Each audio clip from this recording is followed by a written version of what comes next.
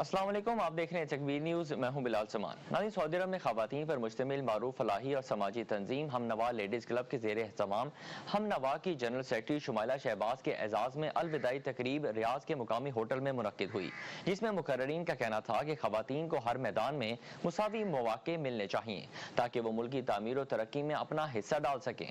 آئیے دیکھتے ہیں سعودی عرب کے شہر ریاض سے ہماری نمائندہ خصوصی ارم ملک کی یہ رپورٹ۔ اس موقع پر تقریب کی مہمان خصوصی عذرا شکور نے کہا کہ پاکستان کو ہر قسم کے تعصب سے اوپر اٹھ کر خواتین کو ترقی کرنے کے یکساں مواقع فراہم کرنا ہوں گے تاکہ پاکستان بھی جمپ سٹارٹ لے کر ترقی یافتہ ملکوں کی صف میں شامل ہو سکے۔ انہوں نے کہا کہ ہمنوا لیڈیز کلب کے فلاحی، سماجی اور تفریحی پروگرام ناقابل فراموش ہیں۔ مہمان خصوصی نے ہمنوا لیڈیز کلب کی جنرل سیکرٹری شہباز کی قائدانہ صلاحیتوں کو سراہتے ہوئے کہا کہ انہوں نے کمیونٹی کے لیے ہمیشہ ایک مسیحا کا کردار ادا کیا ہے جو قابل تقلید ہے۔ ہمنوا لیڈیز کلب کی صدر بلقیس صفدر نے کہا کہ ہمنوا کی ترویج اور ترقی میں شہباز کو کبھی بھی فراموش نہیں کیا جا سکتا۔ شہباز ایک محب وطن ہونے کے ساتھ ساتھ درد دل رکھنے والی خاتون ہیں۔ کمیونٹی کے بے لوث اور بے مثال خدمات پر ان کو ہمیشہ یاد رکھا جائے گا۔ شہباز نے کہا کہ خواتین نے زندگی کے ہر شعبے میں ثابت کیا ہے کہ اگر ان کو مساوی حقوق اور مواقع فراہم کیے جائیں تو وہ عقل اور کارکردگی کے لحاظ سے مردوں کو بھی پیچھے چھوڑ سکتی ہیں۔ شہباز نے کہا کہ سعودی عرب میں کمیونٹی سے جو عزت، پیار اور محبت ملی ہے، یہی میرا سب سے بڑا ایوارڈ ہے۔ جہاں بھی رہوں گی خواتین کی فلاح و بہبود کے لیے اپنی خدمات سر انجام دیتی رہوں گی۔ تقریب سے غزالہ راجہ، بشرا ارشد، ساجدہ چودھری، فرح شمیم، شاہانہ چودھری اور دیگر نے بھی شہباز کی کمیونٹی کے گراں قدر خدمات کو سراہتے ہوئے نیک تمناؤں کا اظہار کیا۔ تقریب کے آخر میں ہمنوا لیڈیز کلب کی جانب سے شہباز کو اعلیٰ خدمات پر لائف اچیومنٹ ایوارڈ بھی دیا گیا۔